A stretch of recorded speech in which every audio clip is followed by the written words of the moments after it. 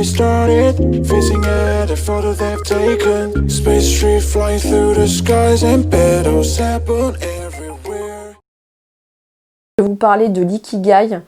Je ne sais pas si vous connaissez, donc je vous mettrai, je pense, par ici, sûrement un petit schéma, mais je vais vous le montrer comme ça. Donc voilà, l'ikigai, c'est ça, c'est ces cercles. Donc dans ces cercles, vous allez avoir justement à déterminer ce pourquoi vous êtes fait. Si vous souhaitez établir une reconversion professionnelle, donc ça sera donc ce que vous adorez faire, vos passions, ensuite vous allez avoir votre mission, ce dont le monde a besoin, votre vocation, ce pourquoi vous êtes doué, la profession et ce pourquoi vous êtes payé. Voilà, donc tout ça est tiré de Zuc Coaching que j'ai trouvé sur internet, qui est quelqu'un qui coach des personnes qui souhaitent faire une reconversion professionnelle. Donc c'est Inès Zukovic, donc je vous mettrai tout ça en lien.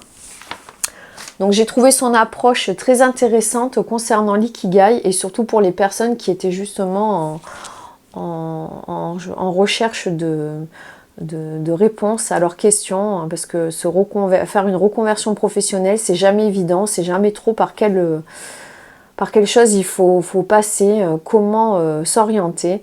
Donc voilà, donc je vais vous expliquer un petit peu. Donc l'ikigai, qu'est-ce que c'est exactement? Donc c'est un terme japonais. Donc iki, ça vient de joie et gai, ça vient de valeur. Donc ce qui va vous donner envie de vous lever le matin. Donc ça vient donc de l'archipel d'Okinawa. Donc vous savez très bien que là-bas, il y a beaucoup de centenaires. C'est dû en grande partie à leur alimentation, à leur vie en général. Ils font pas mal d'exercices physiques, leur philosophie de vie, dont l'ikigai. Nous, en France, par contre, ce terme, on l'utilise plutôt pour justement, éventuellement, trouver le métier qui nous correspondrait le mieux, le métier idéal. Donc, pour arriver à déterminer votre ikigai, celui qui vous conviendra le mieux, il va falloir justement établir d'abord les 5 clés qui vont vous aider à le trouver. La clé numéro 1, ça va être de se connaître mieux, c'est-à-dire de faire une introspection sur soi, connaître ses défauts, ses valeurs, connaître ses qualités, son caractère, son comportement, si on s'adapte facilement au changement, ses peurs, son chemin de vie, ses expériences, tout ce qui a trait à votre vie en général. Il va falloir que vous le notiez pour vous donner justement une idée de ce pourquoi vous êtes fait, ce pourquoi ce qui va vous donner envie justement d'avancer dans votre vie. Et votre chemin de vie. En clé numéro 2, basez-vous sur vos talents naturels. Donc je ne vous dis pas, peut-être vous n'êtes pas chanteur, acteur, ce genre de choses. Je ne vous parle pas de ce genre de talent-là, même s'il y en a peut-être qui ont des talents justement artistiques. Je vous parle de talents qui peuvent être simples, ceux en fait pourquoi vous êtes le bon dans votre vie, pourquoi vous êtes doué, ce pourquoi c'est facile dans votre vie au quotidien. Donc ce pourquoi vous pourriez justement peut-être éventuellement être payé. Voilà, essayez de déterminer vos talents naturels. La clé numéro 3, ça sera d'aider les autres, mais pas n'importe comment. Pas de manière, justement, vous oubliant non plus, ni en attendant quelque chose des autres. Je ne vous parle pas de bénévolat non plus là. Quelque chose, en fait, qui fait que quand vous allez aider certaines personnes, cela va vous rendre heureux, cela va vous nourrir intérieurement, spirituellement. Donc, ce pourquoi vous êtes justement naturellement bon là aussi. Et pas quelque chose qui va vous épuiser, qui va vous demander trop d'énergie. Donc avec ça, vous allez pouvoir justement aider les autres de manière positive. Vous allez pouvoir les aider comme vous voulez vous, et surtout qui vous voulez aider. Voilà, ça va vous aider à aider les personnes de manière positive. Après, la clé numéro 4, ça sera trouver des moments de flow, c'est-à-dire des moments de pur plaisir. Donc en psychologie positive, c'est ça. Trouver justement qu'est-ce qui vous rend le plus heureux dans votre journée. Par exemple, quand vous êtes absorbé tellement par quelque chose que vous ne voyez pas le temps passer. C'est ça, les moments de flow. Vous allez pouvoir justement, grâce à ça, déterminer votre Ikigai. Alors, pour vous aider, il faudra vous poser quelques questions. Donc, qu'est-ce qui vous rend le plus heureux dans votre journée? Quelles sont les émotions positives fortes que vous ressentez? Qu'est-ce qui suscite en vous ces émotions? Quelle est la façon la plus gratifiante dont vous passez votre temps? Qu'est-ce qui vous évite de vous ennuyer dans votre vie? Qu'est-ce que vous avez envie de faire malgré tout ce qui peut se passer dans votre vie? Donc déterminez bien cela. Faites bien une introspection sur tout ce qui vous rend heureux pour pouvoir encore une fois déterminer votre Ikigai. Clé numéro 5, ça va être de se mettre en mouvement. Parce qu'au plus vous allez passer à l'action, plus vous allez sortir de votre zone de confort, plus vous allez avoir confiance en vous et plus vous allez être amené à trouver votre chemin de vie, votre voie. Donc pensez bien à surtout passer à l'action, agir le plus souvent possible et pour pouvoir justement vous donner des objectifs et des défis.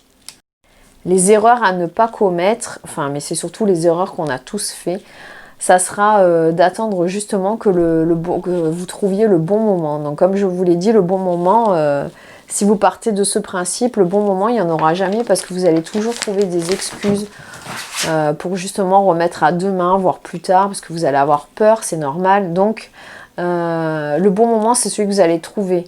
Parce que sinon, vous allez vous dire, j'ai pas d'argent pour le faire, je suis dans une situation compliquée, tout va être prétexte pour ne pas être le bon moment.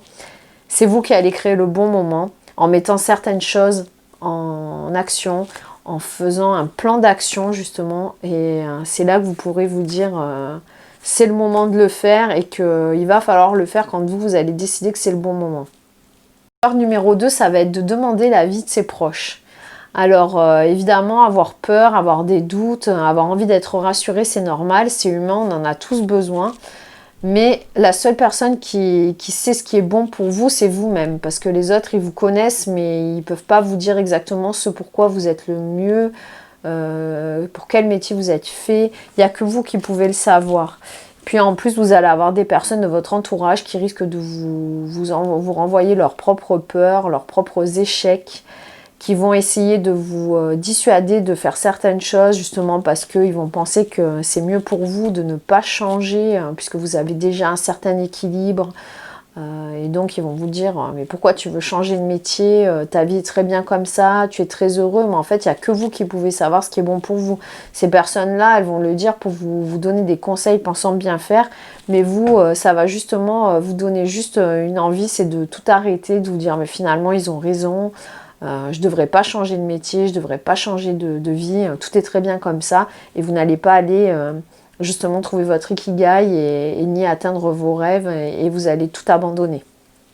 Erreur numéro 3, c'est de ne pas travailler son mindset. Donc effectivement, comme je vous l'ai dit, vous allez avoir des peurs et sûrement des blocages avec des croyances limitantes. Et tout cela va vous empêcher d'avancer parce que vous n'aurez pas travaillé votre mental. Ce qui est très important pour pouvoir justement avancer, c'est d'avoir un mental positif et gagnant pour pouvoir atteindre ses rêves et ses objectifs et trouver l'ikigai parfait. Donc pour cela, il va falloir peut-être que vous regardiez des vidéos, lisez des livres, essayez de vous adresser à des personnes qui sont passées par le même chemin que vous, trouver des coachs.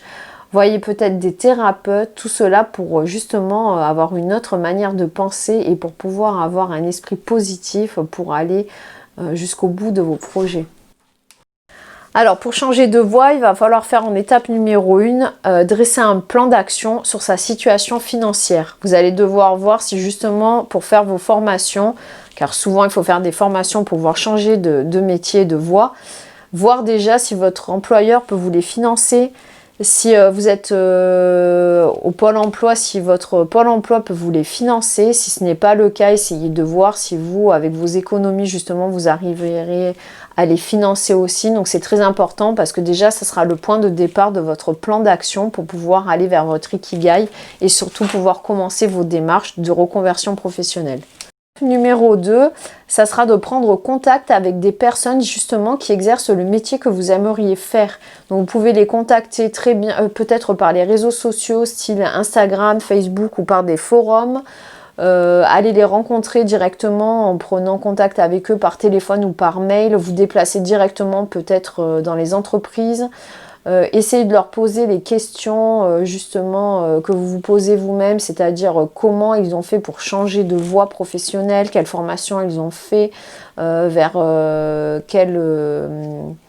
qu'ils ont pu rencontrer comme difficulté, comment ils ont établi leur plan d'action. Pensez bien à leur poser toutes les questions pour être sûr que le métier que vous voulez exercer déjà est bien le bon et surtout voir à qu'est-ce que vous allez justement avoir à faire pour pouvoir mener à bien votre objectif. On arrive à l'étape numéro 3, donc c'est que se fixer des objectifs pour justement et un plan d'action pour justement arriver à réussir à avoir trouvé votre ikigai, votre métier que vous souhaitez. Donc, qu'est-ce que vous souhaitez exactement faire? Comment vous allez le mettre en place? Quels résultats vous souhaitez atteindre? Quelles tâches il va falloir faire? Vous allez devoir dresser tout cela.